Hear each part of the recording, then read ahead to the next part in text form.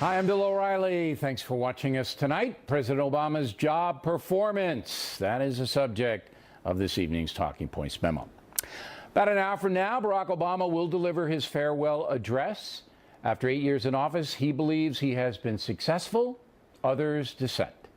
Wall Street Journal editorializing today, quote, "Yet Barack Obama's presidency has been a disappointment at home and abroad.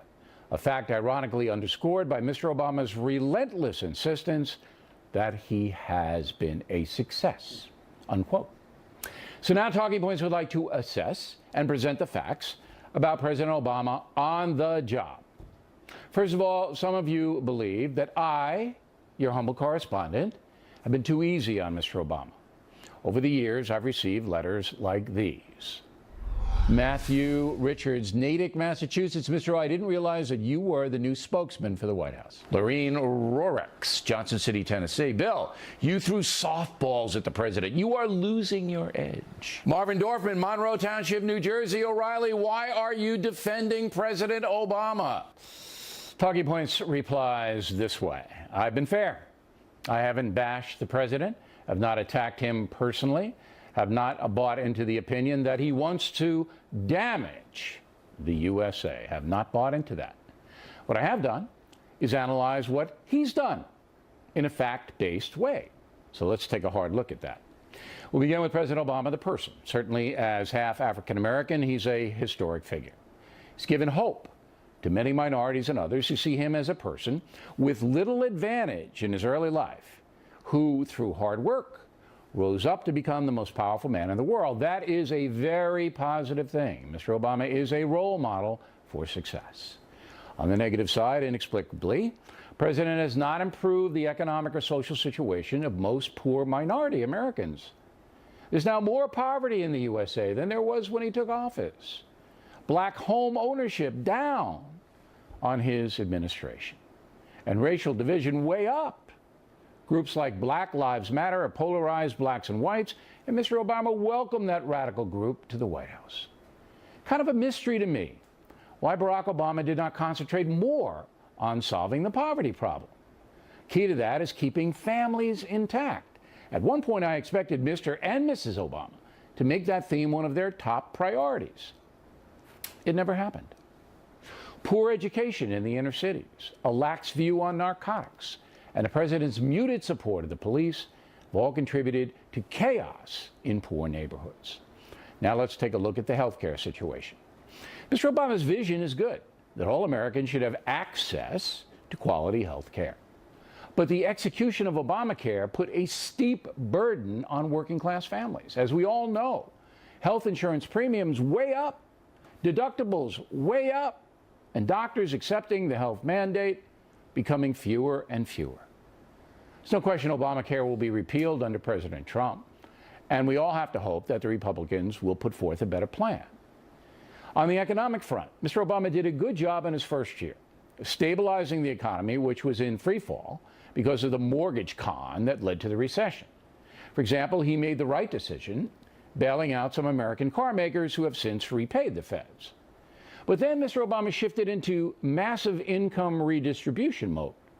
That meant taxes went up, regulations went up, welfare payments went up, and the economy stagnated for 8 years. Wages and the economy stagnated. That's why Donald Trump won. The economics on President Obama's watch were not successful, period. Now, let's go overseas. There, the president made 5 major blunders. The worst one, withdrawing all U.S. troops from Iraq. That led to the rise of ISIS, which Mr. Obama ignored. And now we have a disaster not only inside Iraq, but worldwide. Second, Syria. After the tyrant Assad used poison gas on innocent people, babies, kids, Mr. Obama threatened Assad. But the threat was hollow. The president did nothing. So hundreds of thousands of Syrians have been killed, brutalized, or have fled the country. That's destabilized Europe as the migrants pour in and led to even more terrorism on the continent. On the Russia front, Mr. Obama was totally impotent in the face of the tyrant Putin. The former KGB officer did exactly what he wanted to do, including invading countries and hacking into the American political system. Also, the Chinese don't fear Barack Obama and have now made the South China Sea international waters their own. They took it over. Chinese have also undermined the American economy, as Donald Trump has so often pointed out. Finally, the nuke treaty with Iran, still debatable.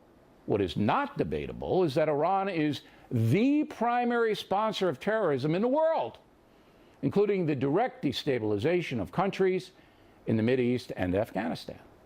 The Iranians do not fear Barack Obama. In international matters, it's clear President Obama believes global warming is more important than stabilizing and protecting the world in the face of a global jihad. Now, global warming is real. Climate change is happening. But Mr. Obama's vision of hurting certain economic sectors in America in order to lessen fossil fuel intrusion cannot possibly work unless countries like India and China do the same thing. And as everybody knows, they are not. So Mr. Obama imposed regulations that hurt the American economy, knowing full well that climate change wouldn't improve worldwide. Does that make any sense? At this point in history, 2/3 of the American people think America is on the wrong track. But they still like Barack Obama. His approval ratings are above 50%. That is to the president's credit. He's put forth an image of responsibility.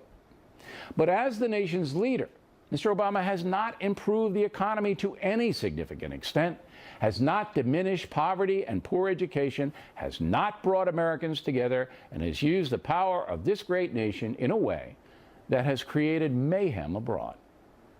That is the historical record. It has nothing to do with ideology or wishful thinking.